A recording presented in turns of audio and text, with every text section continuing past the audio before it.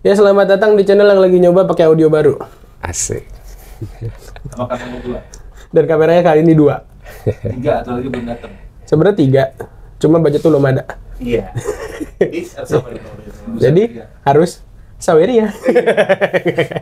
Ya, balik lagi di studio bola bareng gua Karyo dan tentu saja Bang BG. Lemes banget Bang, udah buka kan tadi? Udah buka tapi kurang nendang kayak. Kurang nendang ya? Kurang banyak. Kurang banyak. Soalnya ini ya, paket subsidi nggak? paket hemat. Paket hemat. Asik. Ya udah, Chelsea-nya kalah lagi. Pokoknya hari ini kita ya akan sedikit marah-marah ya, mungkin Bang Max ya agak sedikit. Gua nggak akan marah-marah. Kenapa? Karena Udah nggak bisa marah juga. udah nggak bisa marah. Udah bingung juga udah gimana. Udah bingung. Kita juga mau marah mau nyalain siapa sekarang? Semua udah kita salahin. Sudah kita salahin. Belumnya tinggal lo yang main ya. Itu ya, gue juga nggak capeknya bilang terima kasih buat teman-teman yang udah subscribe, udah like, udah komen, udah share video-video kita, udah nonton di video.com juga. Keren banget kalian yang udah nonton di sana dan udah ngasih kita Saweria. Tentunya ada Bang Abdul Gofar, thank you nih. Kayaknya tapi bukan Bang Abdul Gofar Hilman kayaknya yang ngasih. Bang Abdul Gofar nih ngasih kita Saweria di video yang terakhir, terus kata dia gini, persiapkan yang terburuk, mungkin ini yang menggambarkan kondisi Chelsea sekarang. Udah bijak sekali. Udah feeling doi. Iya. Ya, so, kita akan masuk ke pembahasan setelah yang satu ini. Hai orang-orang baik. Terima kasih. Berkat dukungan kalian semua yang udah setia nontonin Studio Bola. Mulai sekarang Studio Bola juga hadir di aplikasi video. So, ketemu di sana. Jangan lupa nonton.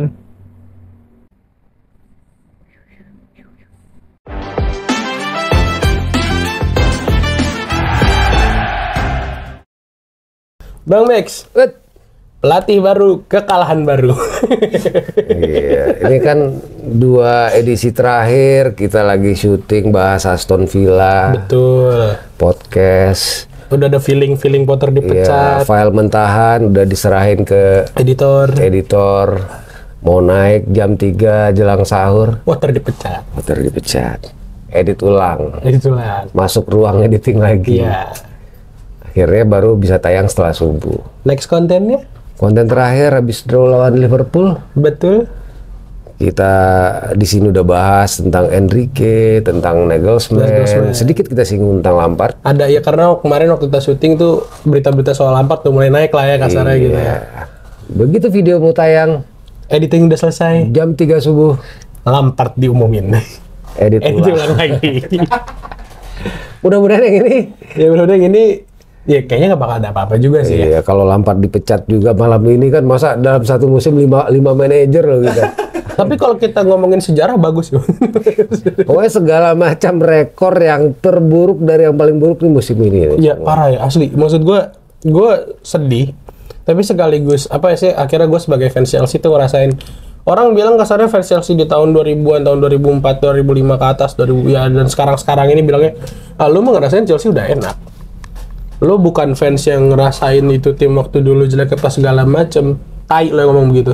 Asli, galak banget tuh. Puasa. Kenapa lagi puasa? Kan tayangnya ini sebelum imsak kan nih. Iya, karena yang nonton emang lu pikir pas lagi Oh, bisa lagi nonton di Maluku ya kan? Udah lagi imsak. enggak, maksudnya yang nonton siang, lu pikir yang nontonnya baru pagi atau siang di waktu puasa. Kan yang marah gue, bukan mereka. Iya, tapi kan lu bisa memancing kemarahan. Oh, mancing orang. kemarahan mereka Nggak juga bagus. ya. Mereka jadi, oh iya nih bang, iya bang, gue ngerasain apa lu rasain. Nggak usah cari-cari musuh deh. Iya. Iya. Main aman. Najis main aman. Perasaan kemarin, jadi Bang Max kemarin ada off air tuh sama gue berdua. Di Bukber CC Jakarta tuh nggak ada aman-aman itu maksudnya di situ. Itu nggak boleh tayang dimanapun itu. Iya, bahaya. Ya gimana Bang Max komentar lawan Wolves kemarin ini? Kita ada runtutan berarti kalau press conference-nya untuk kali dia H-2 ya? Ya, kita bicara ini dulu ya. Kan ini berarti penunjukan Lampard. Tadinya kan yang kita bayangkan sebelumnya adalah manajer baru dengan datangnya Enrique ke London. Ya, dia bawa beberapa staffnya juga, dia presentasi. Harapan kita kan hitungan hari sebelum Madrid udah ada manajer baru. Ada manajer baru. Ternyata betul ada manajer baru. Tapi yang ditunjuk adalah Frank Lampard. Orang yang dalam 1,5 tahun yang lalu, 2 tahun yang 2 tahun lalu jatuhnya. 2 tahun yang lalu, termasuk manajer dengan rekor win percentage yang terburuk di era Roman Abramovich. Betul. Nah, ini menarik ya. Sebelum kita masuk ke game ya, ini lagi rame nih saat ini berita tentang ada leak dirilis oleh The Sun, Mirror, Goal.com, bahkan hampir semua media mainstream Inggris merilis bahwa pembisik Todd Boehly untuk penunjukan Lampard sebagai caretaker sampai akhir musim ini bernama James Corden. Siapa James Corden itu? James Corden ini adalah dia seorang aktor, komedian, dia TV host juga.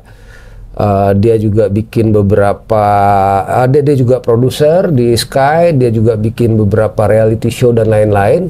Nah, dalam 12 bulan terakhir, dia dekat banget sama Todd Boehly. Semenjak Todd Boehly sering bolak-balik ke Inggris dari saat mau take over Chelsea. Nah, lagi ramai dibahas media, jadi sebenarnya James Corden inilah yang menyarankan Boehly untuk mengangkat Frank Lampard sebagai manajer dengan status interim ya.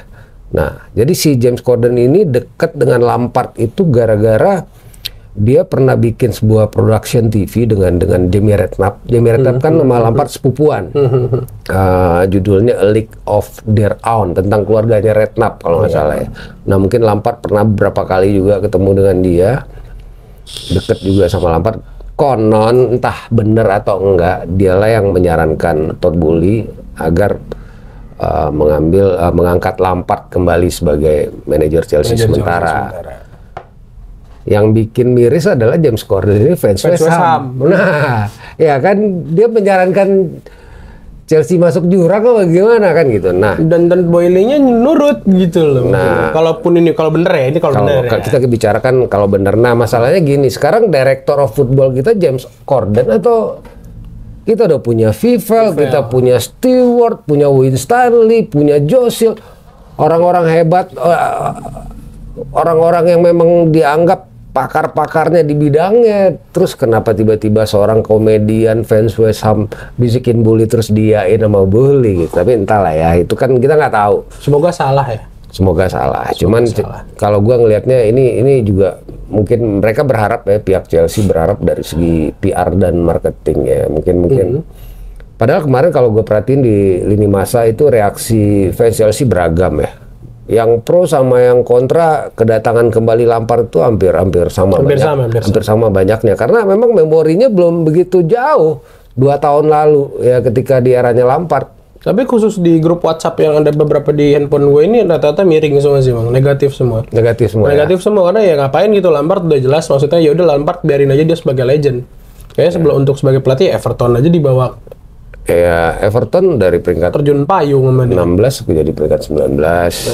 Chelsea dari peringkat 3 jadi 4. Ya. Ini dari 11 mau dibawa ke berapa? Sebelah Everton. Sementara peringkat 11 masih aman sih ya. Crystal Palace masih agak jauh ya kan.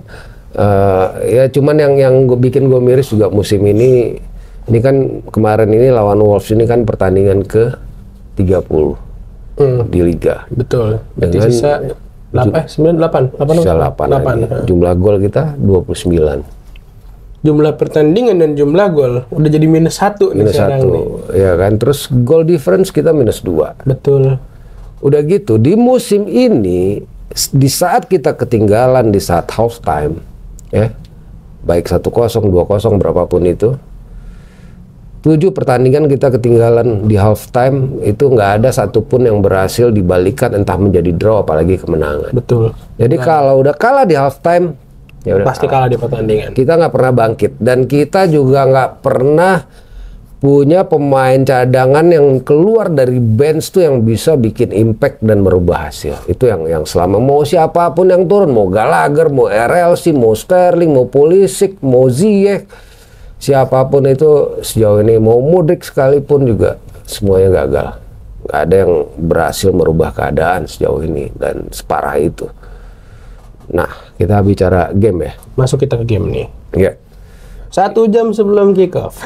Oh ya, 1 jam sebelum kick off ya, seperti biasa. Ya, gue begitu melihat line up keluar, set biasa gue pirit kan, Rhys James, sama Wesley Fofana, Koulibaly, oke, Cucurella. Gue masih belum nggak tuh pakai 3 back apa ini kan? Masih yang pikir ya, ada Enzo, ada Kovacic, ada Gallagher. Kemudian depan, oh ada Sterling, ternyata ada, oh pakai 3, ada Sterling, ada Kai Havertz dan Joe Felix.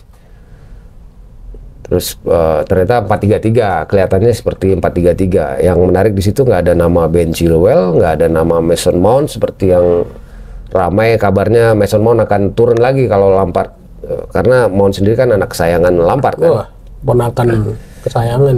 Nah, ada yang menarik adalah nama Kante. Gua menghabiskan waktu lebih dari 15 menit nyari penyebabnya kenapa Kante ini nggak ada di line up. Yes. Gue cari infonya, ada jelas Mount katanya cedera lagi, jadi abdomennya kumat lagi. Oh, kumat. Perutnya kumat lagi, masih cedera yang sama dari yang kemarin. Kante ini nggak jelas, nggak ada berita cedera, nggak ada juga berita. Akhirnya ada abang gua Fabrizio Romano. Oh, ada Lu ngomong. bisa duluan dia yang bilang bahwa Kante ini diistirahatkan oleh Frank Lampard. Karena mungkin dari match Wolves kemarin buka puasa masih jauh kayaknya. Makanya ini kan ya gua nggak tahu lah ya. Ya intinya ya ini keputusan yang berani sih dari Lampard ya. Gua nggak tahu dia SPD itu dengan seorang Gallagher.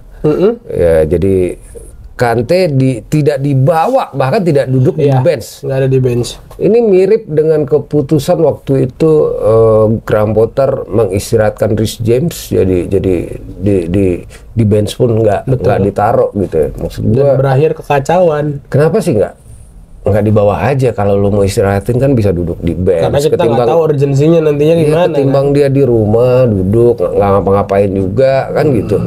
Kayaknya kalau minimal harus sih kalau Kante mah pasti di rumah. Iya minimal nakut-nakutin lah di bench gitu kan. Ini enggak gitu ya. Kalau memang prioritasnya Real Madrid, gue sih cuman bisa berharap gini ya. Keputusan Lampard ini bisa gue maafin kalau misalnya di lawan Madrid menang. Lawan Madrid entah draw atau menang, at least hasil dan permainannya positif. Yes. Ya di first leg nanti di Kamis dini hari. Cuman jadi sekarang gue belum bisa menilai itu sebuah keputusan yang tepat atau tidak gitu dengan mengistirahatkan Kante. Cuman yang gue bingung ya, Kante ini diistirahatkan ya emang dia setahun ini kan memang istirahat terus. Iya benar. Dia kan lagi ya, maksudnya kan emang malah Kante ini kondisinya dia harus balik ke lapangan sebenarnya. Dia kan lagi posisi juga mengejar match fitness. Karena pemain yang baru sembuh itu belum tentu bisa tampil full 90 menit kan gitu. Masih pada kaku tuh biasanya. Jadi ini yang masih membuat gue bingung. Dan satu lagi yang bikin gue juga kecewa adalah Lampard kembali lagi pakai formasi 4-back. Iya. Gue nggak tahu ini titipan bully lagi apa seperti apa. Cuman gini ya, kita di era Graham Potter itu kan jelek, sempat mulai bangkit itu ketika Graham Potter mulai lagi bermain 3-back. Bermain 3-back. 3 kemenangan berturut-turut. Benar. Lawan Leeds, lawan Dortmund dan lawan Leicester. Nah, itu ini diulang lagi sama Lampard mainin 4-back dan terbukti ya Kacau. bukan kacau lagi ya. Nggak jelas arahnya mau kemana. Mungkin kalau kita main 4-3-3, Yes. kalau gelandangnya ada Kante di situ mungkin 4-3-3-nya rasa 4-4-3.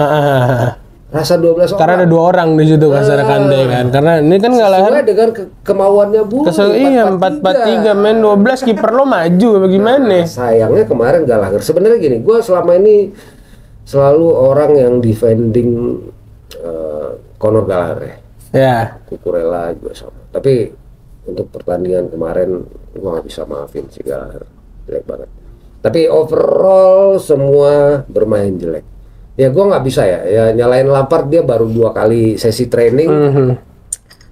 Yang pasti yang gue lihat Chelsea ini bukan cuma mental lagi ya, fisikal. Kita kalah itu kemarin dominasi pemain Wolves tuh di mana-mana. Kita duel baik di belakang, di tengah, di depan, kalah semuanya. Jadi lu bayangin deh, kita coba build up dari bawah, Koulibaly, passing Wesley Fofana, dia coba ke sayap, entah ke Cucurella atau ke Reece James atau ke Enzo.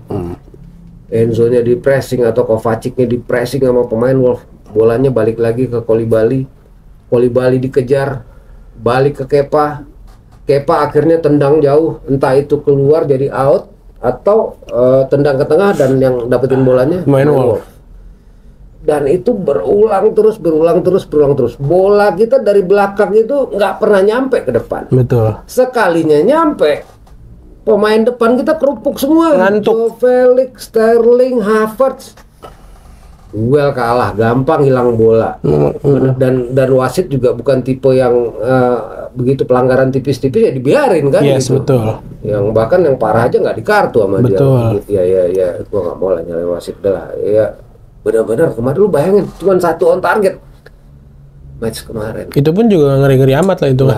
Amat itu Jose Sa tuh gak. Jose Sayaul itu dia kalau misalnya sebelah ada janji jiwa dia ngopi dulu. Makanya itu Max Kilman sama Craig Dawson itu mungkin di mata kayak Havertz tuh kayak ini ya, mungkin itu John Terry Fidi kan. Makanya. Kayak sekuat itu. Nah, gue ngeliat kayak kalau ngomongin masalah fisikal, apalagi masalah fisikal yang kemarin gue liat sampai di titik dimana kayaknya Matheus Nunes aja kayak punya otot, tau nggak? Iya, itulah. Yang Matheus Nunes yang sebenarnya fisiknya bentukannya nggak jauh sama Havertz sama Felix itu kelihatan punya body. Maksudnya karena saking lemes-lemesnya pemain Chelsea. Matheus Nunes itu kan secara fisikal dia pemain Wolf paling kecil. Kemarin.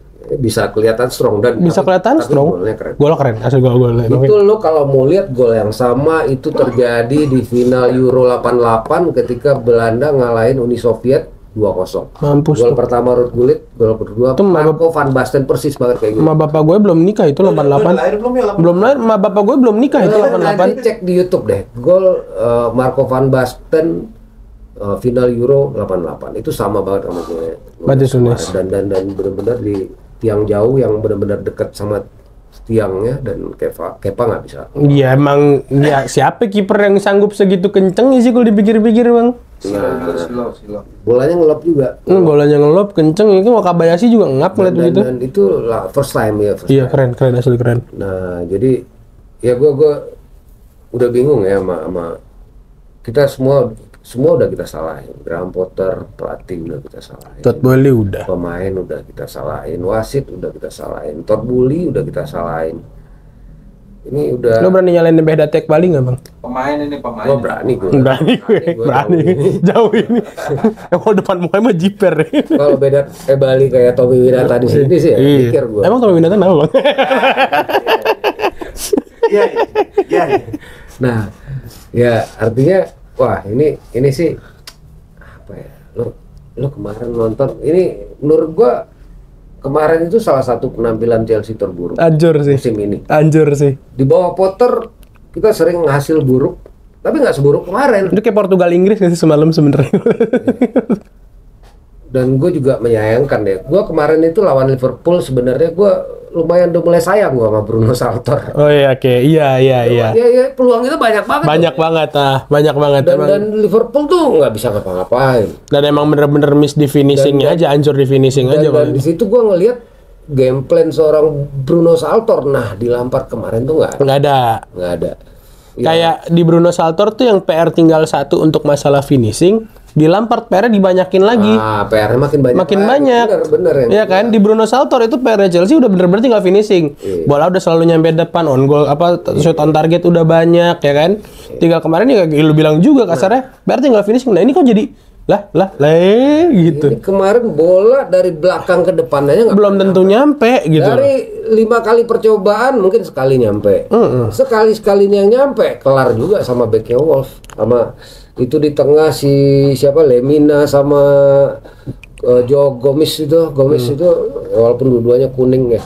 Ya tapi nggak kelawan, belum lagi si tengahnya si siapa Totti. Back kirinya Totti kirinya. Back kanan Semedo.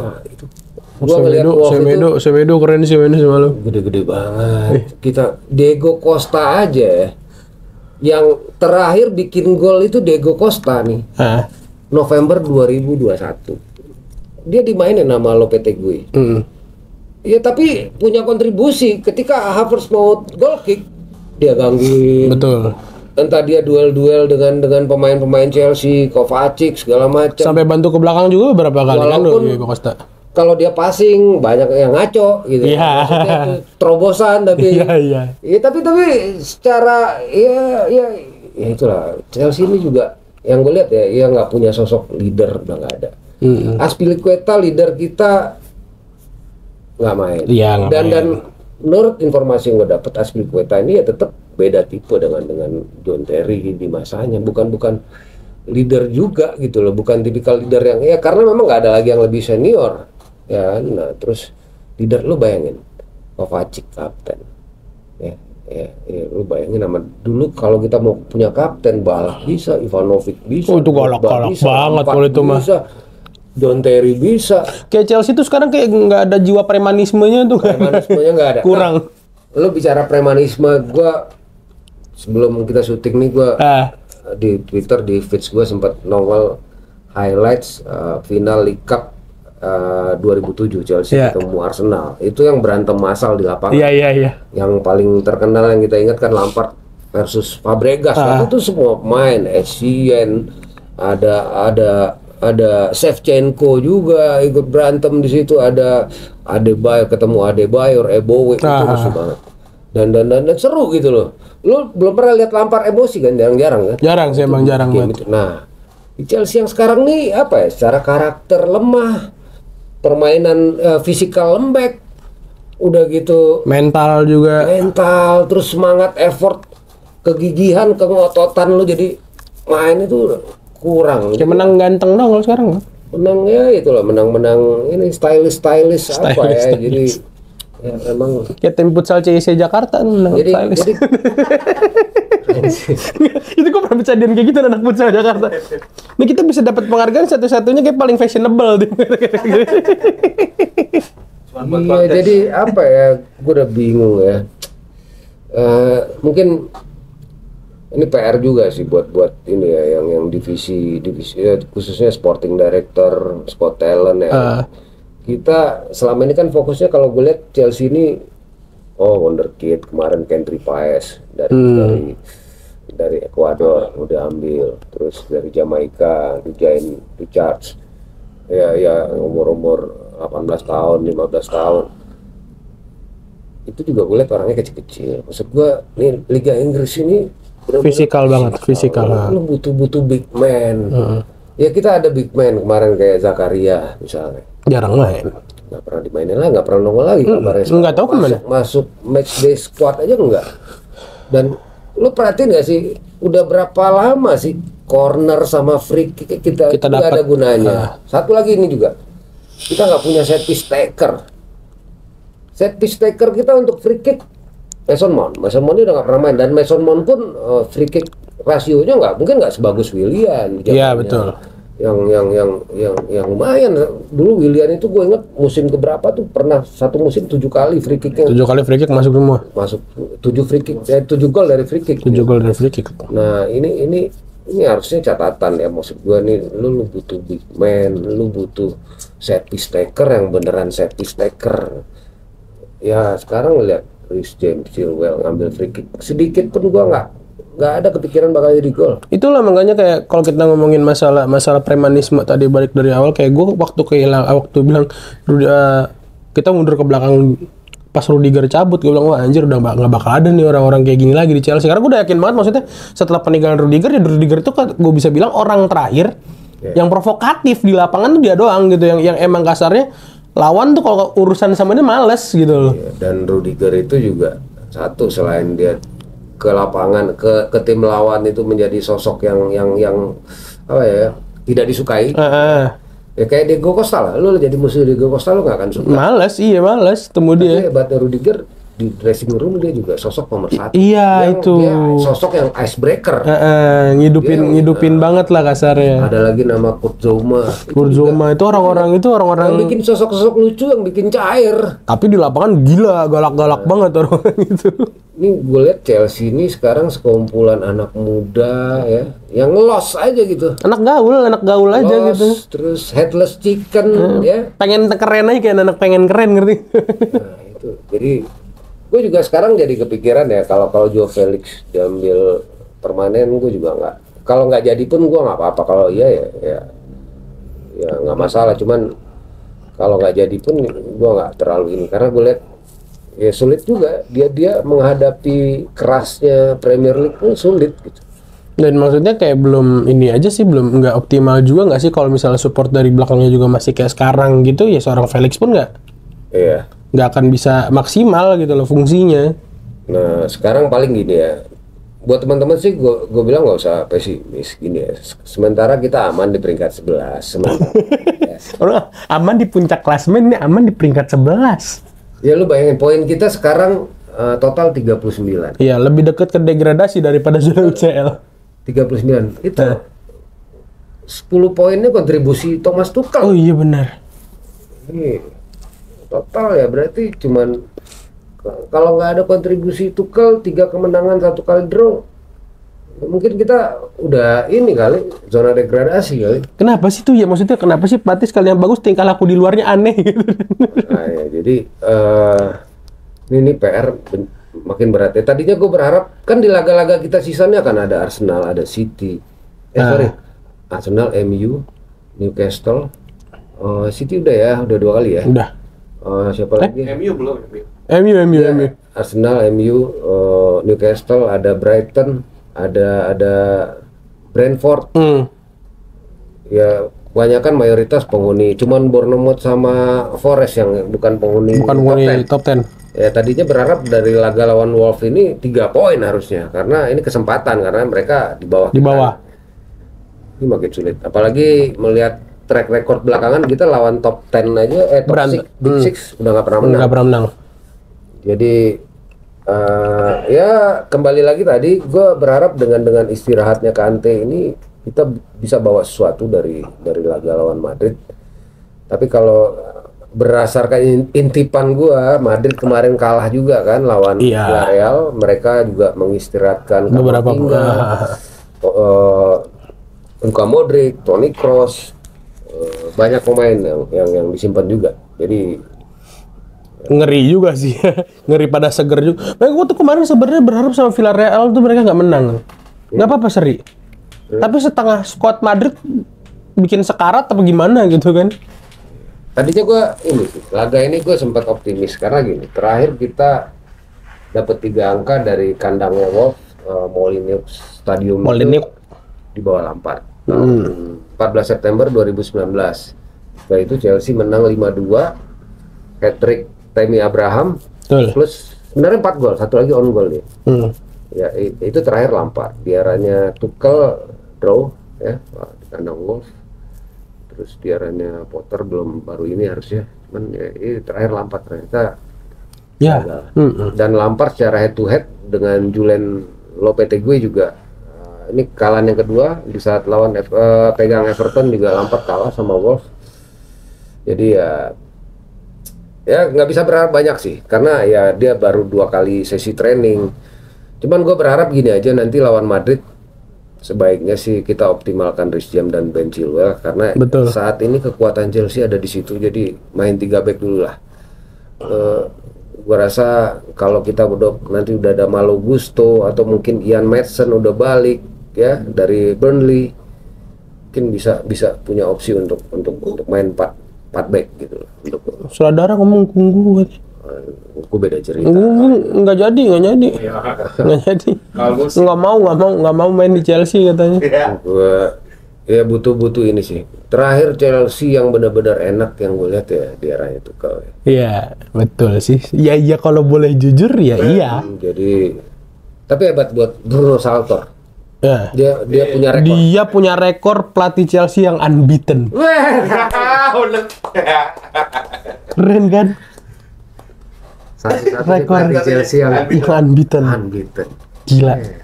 Nggak kejebolan. Nggak kebobolan. Satu-satunya pelatih Chelsea juga yang nggak bikin gol. Ke tandang lawan mereka kejebolan. Cuma 48 jam. Keren. Lu bayangin ada pelatih yang kayak gitu. Mau di negara mana juga nggak ada tuh. Gue kemarin tuh masih berharap 1 match lagi sih. Iya sih. Bruno Saltor. Masih penasaran ya ngeliat Bruno Saltor ya. Penasaran. Sumpah gue juga jujur sih. Ngapain udah Bruno Saltor aja dulu udah nggak apa. Karena ya emang bener pas kita lihat lawan Liverpool overall bagus, emang pemainnya aja yang bego gitu kasarnya. Nah ini Lampard gue lihat juga ada kecenderungan gini ya, dia pengen buat everybody happy. Iya. Aubameyang dia tarik lagi ke matchday squad, Main lagi. Pulisic, ada Modric. Modric. Kan Aubameyang memang kabarnya 2021 itu Lampard pengen ambil. Pengen dia ya. Modric juga kan. Awal musim lalu di Everton Lampard sempat nawar ke Tapi nggak ditolak. Saka, 30 juta pound, tapi ditolak. Nah sekarang untuk bikin everybody happy itu nggak akan bisa dengan squad segitu ini. Nggak bisa. Jadi ya udah lu fokusin aja starting 11 terbaik lu, formasi terbaik lu.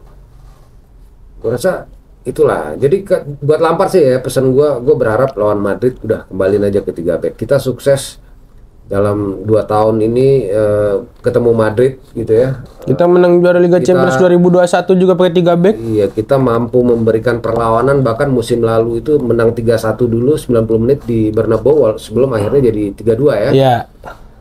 Ya itu main 3 back gitu.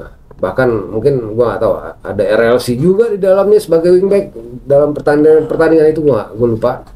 Cuman, Ada. Ada kan? Ya artinya sementara kuatin di situ dulu karena untuk merubah kembali dari 3 back ke 4 back itu Ribet.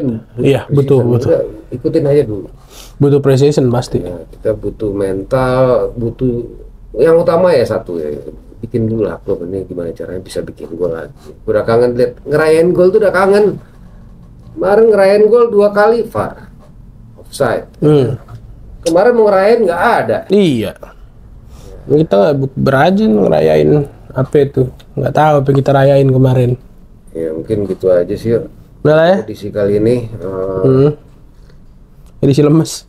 mungkin nggak akan panjang lebar. Nanti kalau misalnya ada update penting akan kita rilis seandainya sebelum Madrid ada kabar penting entah suatu yang ini akan kita update lah. Pastilah itu mah.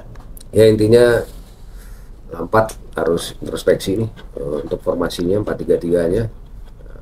Gue rasa nggak jalan kecuali kemarin kalau dia pakai Kante mungkin beda cerita ya. Mungkin beda cerita kalau misalnya emang Kante yang dari situ. Gue cuma bisa menilai nanti di laga lawan Madrid seandainya kita berhasil menahan atau bisa menang di Bernabeu. Ya ini berarti oke, Lampard gue akuin top. Dia nggak mainin Kante. Intuisinya dia untuk di laga ini gue bisa terima. Tapi kalau ternyata hasilnya sama aja, ya udah kamu hanya seonggok Lampard. Ya lo bagus as a legend cuma kayaknya as a coach enggak deh. Lampard out apa enggak nih? Out. Wow. Ya iya lah, emang cuma sampai akhir musim doang kan. Benar-benar. Ya kan mau cuma sampai akhir musim doang. Mau teriak apa lagi udah nggak ada lagi yang bisa diteriak. Iya nggak ada. Out lama-lama. Iya. Mungkin udah stadion jadi Cowboy aja lah. Cuma Mungkin kita yang salah pilih klub. Gue udah ancang-ancang jadi fans Dortmund di sini musim ini. Tuh lihat Ten Hag. MU musim ini udah 24 game. Unbeaten di Old Trafford. Bayangin. Coba MU rasa Ajax tuh jadinya. Wow. Lebih dari Ajax. Lebih dari Ajax. Walaupun dia kemarin sempat 7-0. Nah, tapi ya sisa statistik lainnya bagus gitu loh. Tuh. Emang pelatih Ajax yang bagus, bukan MU yang bagus. MU mah tetap butut. Ya gini lah. Karena dia dulunya di Ajax itu aja. Liverpool ini punya sesuatu yang bisa dibanggakan dalam waktu belakangan ya. Kita nggak ada. Juara champion, Bang. Satu-satunya yang bisa kita harapin ya. Juara champion.